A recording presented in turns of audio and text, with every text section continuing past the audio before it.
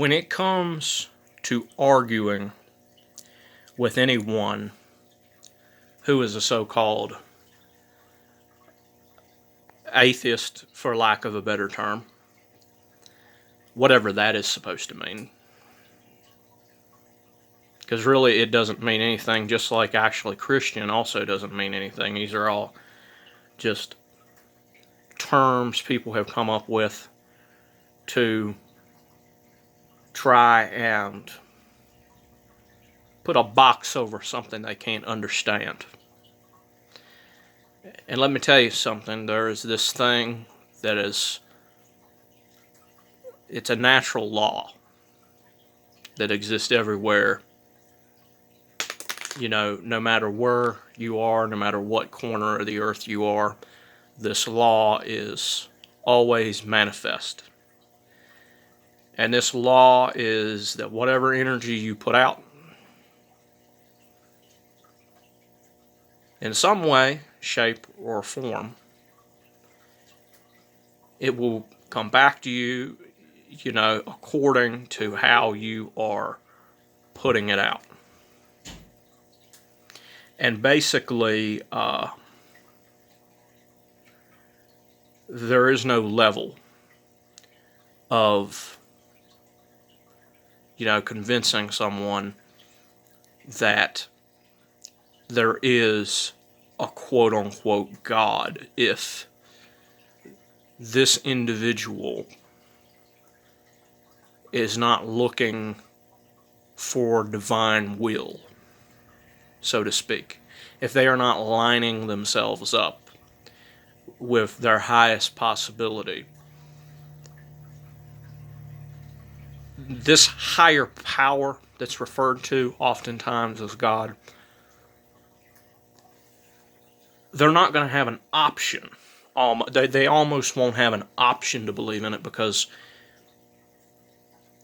the divine will has better things to do than to try to prove itself to undeserving individuals. You know, it's like, it's not like the Christian idea where everybody's just got to believe and God wants you to believe or you're going to hell. Hell exists in many forms. It's not like, you know, you just either believe or you go to some, you know, material hell. There's Bill Donahue explains, you know, what hell basically is. Basically, when Christians are trying to prove that there's a God, it's being done for egoic purposes. It's being done either because they want to be right, or they're doing it out of fear, or some other animalistic, you know, emotion. And many times when atheists are trying to disprove the existence of God, it's the same thing. Even if they proved that God existed, it would be in vain, because the divine will wants you to live according to divine law.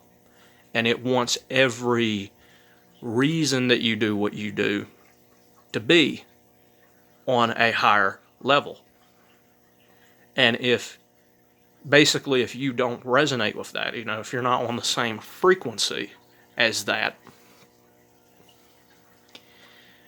God's not going to go out of its way to manifest. You know, it's because you're creating an energy that's completely, it's countered. That's the reason why, you know, there's so many people that experience things and so many people that don't. They'll go through their whole life and they won't experience anything. And then there's people who will. These people shut out the possibility of God even existing. And these people basically completely shut themselves off from the divine nature of such a being and all the possible applications that it could mean if such a being existed in the first place. And, God's not here to play this do you believe in me game. That's not what any of this is about. It's about divine will. It's about learning, how to,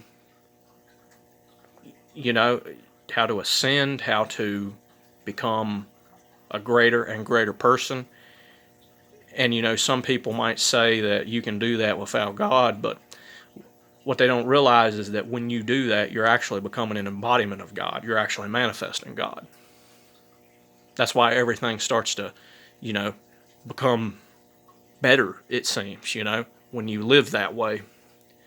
Despite that, if you're doing it for the wrong reason, it's always going to slap you in the face. And, there are no exceptions to this. And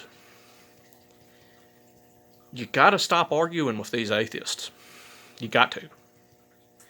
The only way atheism is ever going to die is if people stop feeding the ego.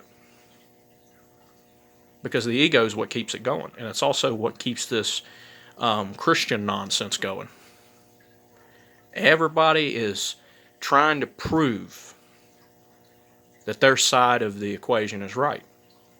And it's more important than divine will in many cases. And divine will matters more to the divine than any nonsensical belief that anyone has. And when we stop feeding it, we will be in a much better world.